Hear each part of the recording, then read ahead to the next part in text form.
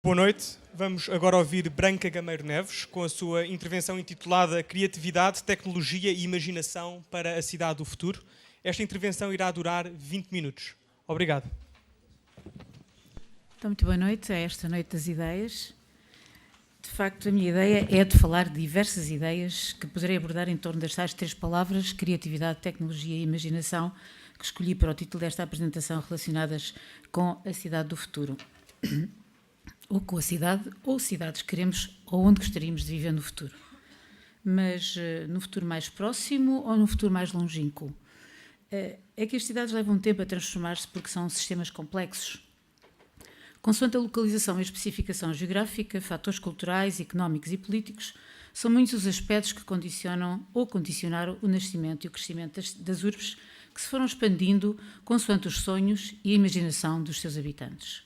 Porque em cada cidade há sonhos diferentes e ambições próprias, cada uma tem um ADN que deve ser respeitado, cada uma tem potencialidades únicas. Os diversos modelos e tipos de cidade são o resultado de muita criatividade e de muita imaginação, de facto. Mas quantos projetos de cidades imaginárias fantásticas nunca foram implementados? Quantas propostas foram sugeridas ou nunca concretizadas? Foram utopias que ficaram no papel? Mas por que é que se continua a querer o que parece impossível?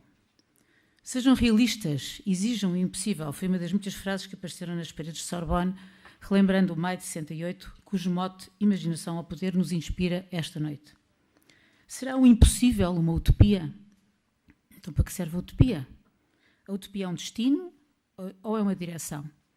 Eu tomo as palavras de Eduardo Galeano, que diz que a utopia está lá no horizonte, serve para que ele não deixe de caminhar. Tem sido esse caminhar que tem criado as cidades onde queremos e gostamos de viver? Como é que queremos viver na cidade e em que tipo de cidade? Como serão então as cidades do futuro? Serão cidades com carros voadores, com robôs para tudo fazer, com edifícios suspensos desafiando as leis da gravidade e utilizando complexas tecnologias? Ou serão cidades sem carros, totalmente autossustentáveis, ecologicamente equilibradas e onde a tecnologia, sempre presente, nem se dá conta que existe? Passaremos a habitar em edifícios executados em enormes impressoras 3D, utilizando tecnologias que reduzem o tempo de construção de meses a dias. O Museu do Futuro, tenho aqui mencionado, aquele edifício que está ali embaixo, que pretende ser um laboratório internacional para o desenvolvimento de ideias e sistemas para a cidade do amanhã, terá parte da sua estrutura erguida usando precisamente impressoras 3D em vez da construção tradicional. Imaginem como será importante que esta tecnologia venha a resolver a questão do alojamento em muitas zonas carenciadas do globo. Passaremos a viver em cidades submersas ou flutuantes, ou simplesmente suspensas na atmosfera? O conceito da Cloud City pode ser útil em caso de catástrofes ou desastres naturais, uma vez que permitirá viver fora da Terra. Casas voadoras? É que talvez não seja tão fácil. A mesma intenção parece estar associada à cidade flutuante, projeto a concretizar em 2020, que já chamou a atenção, por exemplo, da Polinésia Francesa, que, como sabem, é composta por 118 ilhas, e uma vez que se encontra numa área de grande risco na subida das águas do Pacífico. Portanto, com o degelo, se calhar será uma das soluções. Esta cidade será composta por plataformas hexagonais flutuantes que se interligam e que encaixam como um puzzle à superfície e dentro da água por túneis e passagens onde o transporte poderá ser feito por submarinos e barcos. A imaginação neste projeto, estou a adiantar, mas de qualquer maneira queria dizer que a imaginação neste projeto leva um plano radical de criar nações independentes em cada um daqueles sistemas flutuantes que, navegando em águas internacionais, terão as suas próprias leis. O mentor desta ideia, Joe Kirk, presidente da Seasteading Institute, pretende ver centenas de cidades flutuantes em 2050, cada uma oferecendo modos diferentes de governância. Mas muitos outros projetos das cidades flutuantes existem. Isto é um faraónico Freedom Ship que espera investimento para se concretizar, mas vejam só as dimensões e como é de facto uma imaginação levada de facto a um ponto de querermos uma cidade que tem um barco que tem 1,30 km de extensão. Mas serão as cidades do futuro construídas à semelhança, por exemplo, da cidade do Dubai, onde tem vindo a ser erguidos todo o tipo de edifícios que a imaginação pode criar, incorporando todo o tipo de tecnologias construtivas inovadoras. Foram 13 anos que demorou a crescer esta cidade. Nas Rotative Towers, por exemplo, ali à esquerda, os pisos rodam independentes uns dos outros, formando como que uma onda vertical permanentemente em movimento, permitindo a cada apartamento a visibilidade a 360 graus. Mas serão estes grandes edifícios construídos com tecnologias inovadoras que farão as novas cidades, as cidades do futuro? Só de algumas cidades, certamente. As cidades atualmente existentes, as que têm a patina de muitos séculos, que não foram erguidas num ápice, para manterem alguma da sua essência e o que as faz diferentes e únicas, poderão ou deverão aspirar a transformações urbanas drásticas? Certo é que as cidades já têm e terão cada vez mais à sua disposição um conjunto de novas tecnologias que permitem a criação de um sistema integrado, articulando entre si as diversas áreas inteligentes que formam a chamada cidade inteligente, a Smart City. Como veem, são diversas componentes, até se chama as pessoas inteligentes, porque de facto é preciso haver um discernimento, é preciso haver uma cultura e um conhecimento para no fundo gerir tudo isto e para poder apreender todas as áreas. Ora, então existirão cada vez mais, e só alguns exemplos, plataformas digitais com centros de controle de dados para gerir todas as infraestruturas da cidade, transportes públicos autónomos e elétricos que se autocarregam enquanto os passageiros entram e saem e que reduzem a zero as emissões de CO2, pavimentos inteligentes que localizam pessoas e objetos. Isto é um estudo que está a decorrer na Universidade de Aveiro, descobri entretanto, que é muito útil para centros comerciais, para hospitais, enfim. A tecnologia, de facto, é muito imaginativa. E pavimentos interativos nos espaços públicos, como sejam passadeiras de peões inteligentes, que se adaptam em tempo real aos peões ao atravessarem as vias, garantindo a segurança. São os LEDs que eles põem no chão e, entretanto, o carro automaticamente para quando há uma presença de um peão. Portanto, aí não há muita distração. Mas também podemos ter veículos elétricos, teremos veículos elétricos inteligentes, sem volante e sem pedais. Há ali uma questão que depois tem umas alterações legislativas, certamente, por causa da lei, mas pronto, mas isso é outra questão. A arquitetura será sustentável, adaptada às necessidades das pessoas, com a utilização de materiais reciclados, painéis solares, reutilização de águas, incorporação de jardins. Este, por exemplo, é uma casa interessante no Porto, de uns arquitetos portugueses. A casa gira em função da orientação do sol e pode crescer em função do aumento da família. Portanto, é uma tecnologia portuguesa e, no fundo, será um pouco da arquitetura que tem que passa a ter estas novas visões. Aquilo vai mexendo, a casa está no mesmo sítio, portanto, há, de facto, muitas tecnologias e, portanto, há um novo campo, e o arquiteto que falou anteriormente mostrou um edifício fabuloso, fantástico, diversos edifícios, em que, de facto, as novas tecnologias e o verde estará sempre presente. Por outro lado, imensas apps e serviços que já prestam e que prestarão no futuro cada vez mais, inevitavelmente teremos nos nossos telemóveis e nos nossos equipamentos eletrónicos, mudarão significativamente a nossa relação com a cidade, mudarão completamente as nossas vidas e a interação com os outros. E para isso temos, de facto, de estar preparados. A facilidade já hoje podemos fazer qualquer tipo de compras através da internet, fazer marcação de consultas, exames médicos, enfim. Já hoje, de facto, é feito. E o que é que vai acontecer? Vão, no fundo, outras atividades que já são as comuns, antes obrigavam às deslocações na cidade, farão reduzir o número de automóveis particulares a circular, logo haverá menos trânsito e, consequentemente, menos poluição. As pessoas só se deslocarão quando houver mesmo necessidade da sua presença física para usufruírem da cidade e das atividades lúdicas e culturais. A cidade tornar-se-á mais ecológica, com maior fluidez, menos ruidosa e mais amigável. Mas a cidade onde a tecnologia tem uma presença constante será também uma cidade criativa? Se a criatividade é a faculdade de encontrar soluções diferentes e únicas face a novas situações que podem atingir dimensões pessoais ou coletivas, na cultura e na arte, na indústria, nas empresas, no conhecimento, na investigação científica, na tecnologia, na educação, então a criatividade está em todas as áreas de intervenção e atuação do ser humano e estará, obviamente, presente em todas as cidades. Esta vitalidade criativa também nas relações... Uma vez que estamos em Lisboa, que pretende ser uma das cidades mais criativas e empreendedoras da Europa, gostaria de vos falar um pouco do que se tem vindo a fazer nesta área, não sem antes lembrar alguns projetos utópicos ou visionários, à época diria eu, e bastante criativos, alguns dos quais até foram concretizados. Temos o Fialho de Almeida, que de facto em 1904 previu um viaduto sobre a Avenida da Liberdade, unindo São Pedro de Alcântara à Graça e ao Castelo, e uma ponte sobre o Tejo, de ele unindo as duas Lisboas, Lisboa com duas margens. Temos o projeto da Baixa e o projeto do Aqueduto das Águas Livres, que os dois foram construídos. Os diversos projetos do Parque Eduardo VII, houve imensos projetos. Temos o que temos, mas houve de facto muito mais imaginação do que aquela que a gente pode imaginar. Temos o grande projeto para a Costa da Caparica do nosso arquiteto Cassiano Branco. De facto foi um grande projeto que foi pena ter ficado na gaveta. Hoje teríamos uma estância balnear muito mais equilibrada e muito mais bonita. E temos o nosso Manhattan de Cacilhas, em 1999. Estão-se a rir, mas olha que eu fui à apresentação deste grande projeto. E é um facto que estava tudo preparado para isso, só que não havia dinheiro, não é? Portanto, é o tal problema que nós temos e daí às vezes é bom não haver dinheiro, não é? Porque senão fazia-se algumas loucuras. Este facto foi apresentado como sendo um grande projeto. Aliás, o arquiteto Manuel Graça Dias e o Egas Vieira, de facto, empenharam-se e o projeto era fabuloso. Mas prontos. Ou então também temos outra imaginação das cidades. Temos aqui uma ilustração de uma banda desenhada muito engraçada. O António Jorge Gonçalves faz, de facto, tem uma visão para a cidade muito veneziana. Portanto, lá estamos a questão, temos o tal problema da subida das águas, que Lisboa, pelo menos a Baixa, está muito suscetível.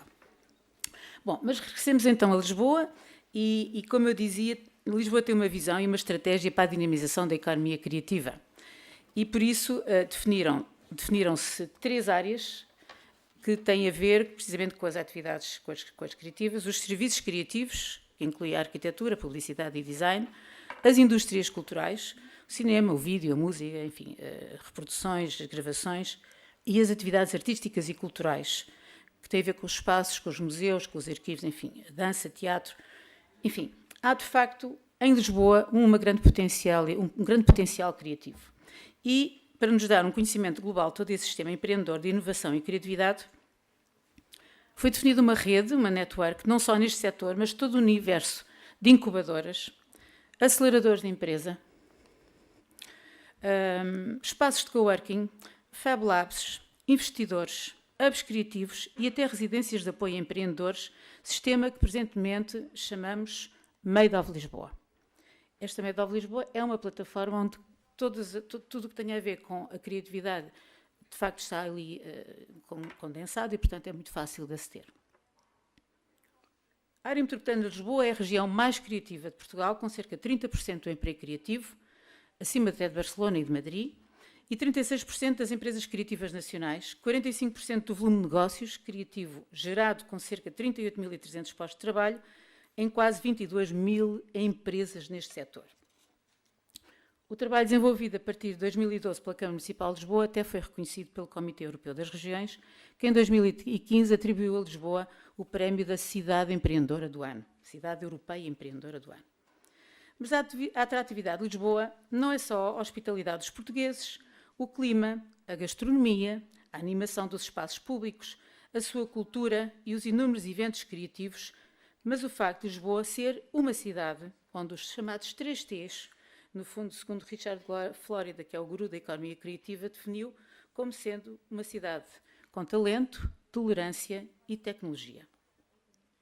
A região de Lisboa, de facto, é o maior centro de universidades e centro de investigação do país, com cerca de 15.000 investigadores e com grande capacidade de atração de estudantes estrangeiros, cerca de 15.600 estudantes internacionais no ano letivo 2015-2016, dos quais 4.900 em programas de mobilidade, Erasmus e outros. Tem 134.000 estudantes universitários, 32.000 graduados em cada ano e um conjunto de estudantes de engenharia de elevada qualidade. Tanto que Portugal é o 3º país da OCDE com mais investigadores por 1.000 habitantes nas áreas das ciências e engenharias. E todos os dias nós, de facto, ouvimos falar da grande qualidade do nosso ensino nesta área. Nas áreas criativas e artísticas licenciam-se por ano mais de 1.800 alunos. Quanto a sermos uma cidade de tolerância, Lisboa é uma cidade multicultural e transcultural, recebendo imigrantes e visitantes de todo o mundo, temos mais de 50 nacionalidades. e cada vez mais a gente vê à nossa volta, não são só os turistas, são de facto residentes, procuram a cidade de Lisboa para virem trabalhar, estudar. Muitos dos estudantes, por exemplo, que vêm estudar, ficam e arranjam trabalho e de facto são uma mais-valia importante. E eles vêm precisamente porque nós temos os programas de apoio e integração e temos boas condições para eles aqui se instalarem e viverem. Quanto à tecnologia, Lisboa tem infraestruturas tecnológicas de alta qualidade, telecomunicações e banda larga, necessários e importantes para a promoção dos clusters criativos, que é uma das grandes áreas neste momento, e uma delas é um desses clusters criativos, já está a surgir no Beato, que será um novo bairro criativo de Lisboa e um dos maiores polos de empreendedorismo e inovação da Europa. O Hub Criativo do Beato, um projeto ambicioso da Câmara Municipal de Lisboa e da Startup Lisboa, que foi o primeiro espaço para criar empresas na Baixa, ocupará 35 mil metros quadrados e as 2 dezenas de edifícios atualmente vazios e degradados que constituíam a antiga manutenção militar. Alguns de vocês devem se lembrar, porque era o sítio onde se produziam bens alimentares para as Forças Armadas, na altura em que nós tínhamos muitas Forças Armadas, tínhamos uma guerra em África e, portanto, foi preciso, de facto, ter aquele espaço que está neste momento a ser objeto de uma grande intervenção, não só de reabilitação, mas de regeneração. Pretende ajudar a reforçar Lisboa como uma cidade aberta, empreendedora, inovadora e criativa e um pretexto para promover a regeneração urbana, à semelhança do que tem acontecido noutras zonas, e a renovação social naquela zona da cidade. Quem conhece Lisboa e sabe aquela zona, de facto, era como a Expo antigamente, ninguém chegava lá porque aquilo era um sítio inacessível. O Beato, que era uma antiga zona industrial, urbana, passou a degradar-se e neste momento acho que tem todas as condições para ser uma zona fantástica em Lisboa. Os primeiros ocupantes deste hub criativo serão nada mais nada menos que a Factory, um projeto de Berlim, que é uma comunidade de inovadores que aqui terá a sua localização, a primeira localização internacional, a Mercedes-Benz com o seu primeiro centro digital a nível mundial também, a Web Summit, que felizmente está instalada em Lisboa e vai continuar e aqui vai ter os seus escritórios, a Superboc quer criar uma microcervejeira, mas para produzir cerveja artesanal, mas mais importante que isso é explorar os territórios da música e arte urbana, uma vez que financia festivais e eventos, e a Startup Lisboa, uma das principais incubadoras das novas empresas da capital. Será uma zona livre de carros, aberta a toda a comunidade, com espaços verdes, restaurantes e bares, um auditório, salas de reuniões e eventos, áreas de lazer e descanso, uma academia desportiva, uma creche, alojamento, uma lavanderia, mini-mercados, enfim. Será uma pequena cidade, mas aberta à cidade e aberta a todos nós que poderemos usufruir deste espaço fabuloso. Esta, de facto, foi uma boa ideia para Lisboa, que irá ser concretizada. Outras boas ideias, com mais ou menos imaginação, surgirão e irão construindo, por certo, a Lisboa do futuro. A gente não sabe prever bem como é que vai ser, depende muito do dinheiro que houver, não é? A gente sabe que quando há investimento, e nós tivemos em Lisboa o investimento grande na Expo, que ajudou a transformar uma zona completamente degradada, mas, de facto, aqui teremos uma área fabulosa, porque pode-se juntar a inovação, a imaginação, a criatividade, a tecnologia, aquilo que nós estamos a falar aqui hoje.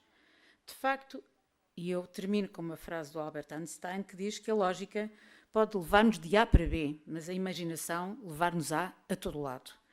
Passados 50 anos, o slogan de maio de 68, Imaginação ao Poder, continua atual, provocador, e continuamos de facto a desejar que a imaginação esteja no poder, porque o poder da imaginação, com a imaginação no poder, transformará as nossas vidas e as nossas cidades nos tais lugares perfeitos, ou o mais perfeito possível da perfeição. Para o nosso bem-estar e felicidade, seja o que for que ela signifique para cada um de nós. Grata pela atenção. Muito obrigada.